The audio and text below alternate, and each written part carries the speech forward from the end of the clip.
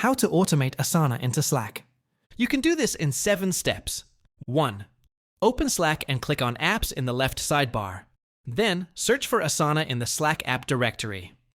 2. Click Install, then sign into your Asana account when prompted. If you don't have an Asana account, create one first. 3. Authorize Slack to access Asana by following the on-screen instructions. This will allow Slack to receive task updates from Asana. 4. Once connected, choose the Slack channel where you want to receive Asana notifications. You can also set up private notifications. 5. Use the command /Asana create to quickly add new tasks directly from Slack.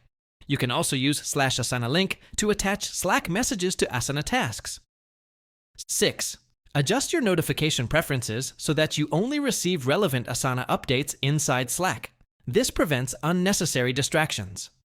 7. Now, your Asana is fully automated into Slack, allowing you to manage tasks more efficiently without switching between platforms.